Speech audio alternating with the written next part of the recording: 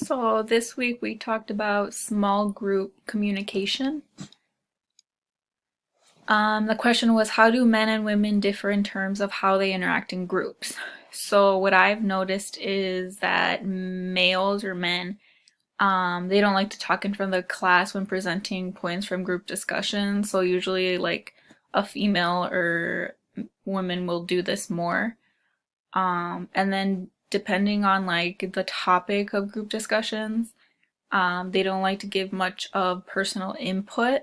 And then for women, they tend to take more leadership in groups. They tend to stay more on task and like to get things done with like minimal distractions.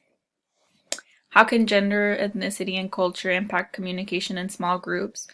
So for gender, I think that it can bring different points of views to group discussions, from like a male's perspective versus female perspective.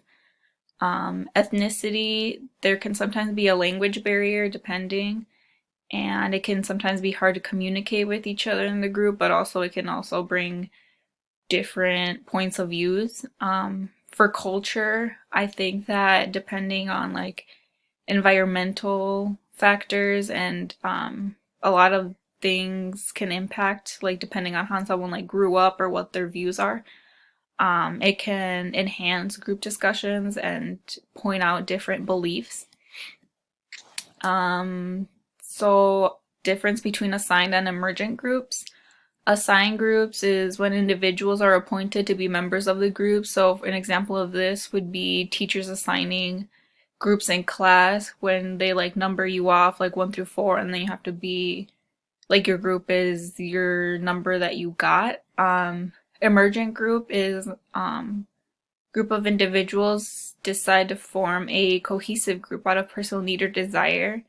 So an example of this would be if you meet somebody in class and you decide to like meet outside of the class and then like do homework together, and then you just like become friends and you just decide to meet up with them because you want to. What are observable characteristics of group culture? So group culture is the socially negotiated system of rules that guide group behavior. So it's usually just like it lasts however long the group is. It depends on like how you meet group members. So like if it's more formal, if you meet with like a handshake, and that just kind of sets the tone for the rest of the meetings, like sets the norms. It's like how you act like the difference between your friend group and your classroom groups. Like you tend to act different depending on how comfortable you are with the people in your group. And then within group diversity is the presence of observable or implicit differences among group members. So an example would be like gender, able bodies, non-able bodies, and ethnicities.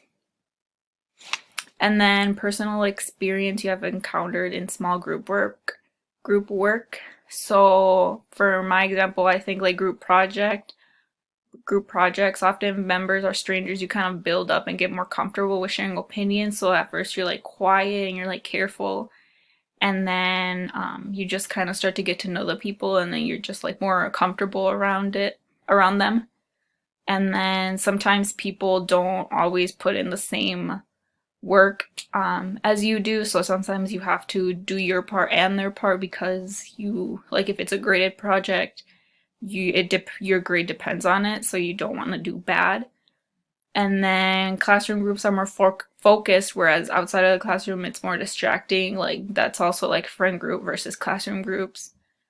Depending on the situation, it like affects how effectively your work is done.